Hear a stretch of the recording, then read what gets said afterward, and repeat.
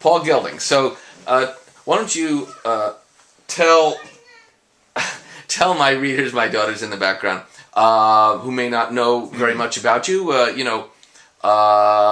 your background is and how you sort of got into this. Yeah, so I've been working on sort of social and environmental issues for 35 years, so all of my life. I started off as an activist in various organisations on human rights and social issues.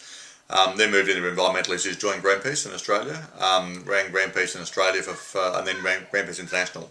So I became the head of Greenpeace International. So I was with Greenpeace for 5 years all up. Then I left that and worked with the corporate sector. So I spent 15 years working with large companies, DuPont, Ford, the like, trying to understand how can we mobilise sustainability through the corporate sector.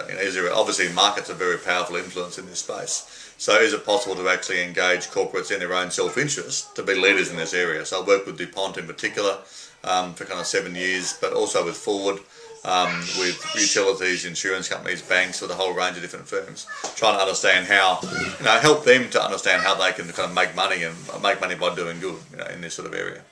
And the conclusion from all that was that none of those things are enough by themselves, right? That you need to have corporate leadership. And people like DuPont who've been advocating for a price on carbon, a very useful contribution to the process.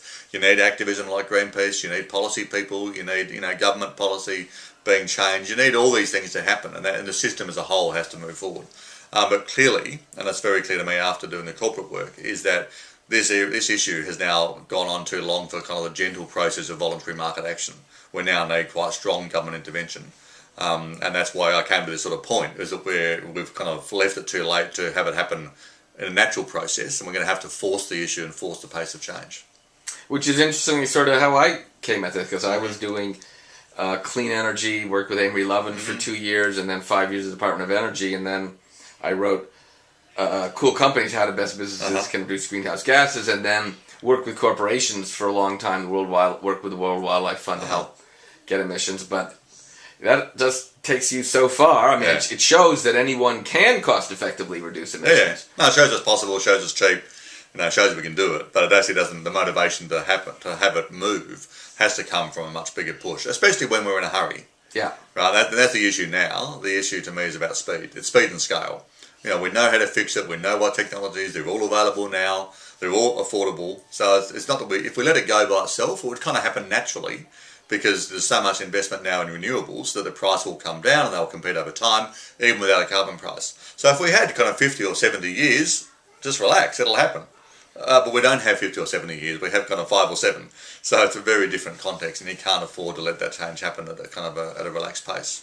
So what are you recommending? Let's start with the sort of adaptation side, or because you talked about we gotta have this aggressive mitigation effort, but what I see here, it's the end of shopping. Yeah. So look, I think the bottom line is that the Earth is now kind of too small for the economy.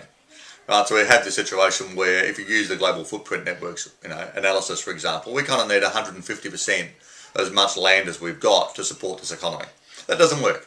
Now, so people say, well, how is it happening? It was happening because we're degrading it. So the capital is being consumed to support the economy. Drawing down aquifers and... Aquifers, land degradation, forests being taken down, fisheries. So it's all being taken out more than we can afford to do.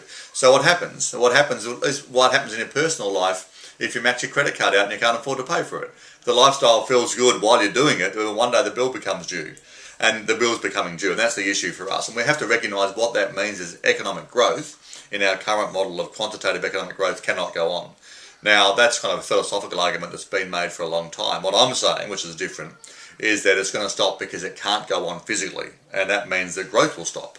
And that will get our attention. The sad truth is, even now with all the science we have, the response of people is not to the environmental issue, it's to the economic issue. And so when growth stops, then we're going to have to take a big back and go, whoa, actually that's our whole kind of basis of progress is threatened. And the reason I say kind of the end of shopping is that what that means for all of us is that shopping, retail therapy, and I guess behind that, that's sort of being a bit flippant, but behind that is the idea that if you have more economic resources, money and stuff, your life will improve, is no longer possible, but it also doesn't work.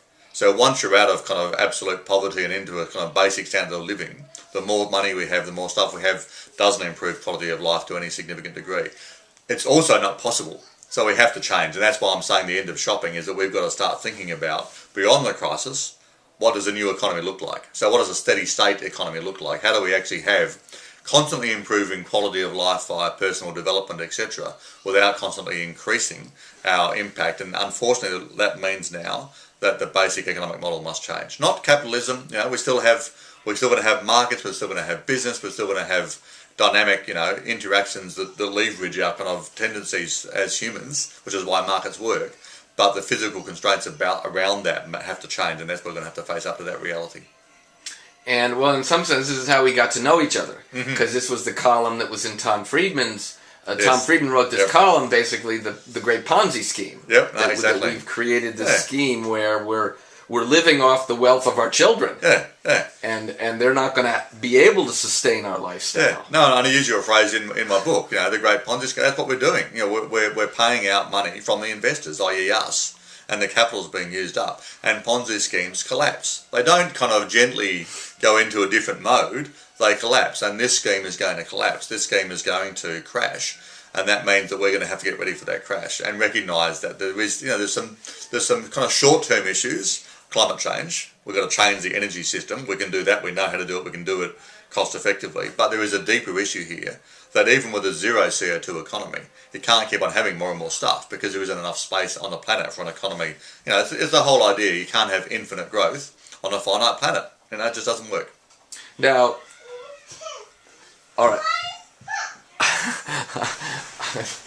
All right, I'm going to pause here.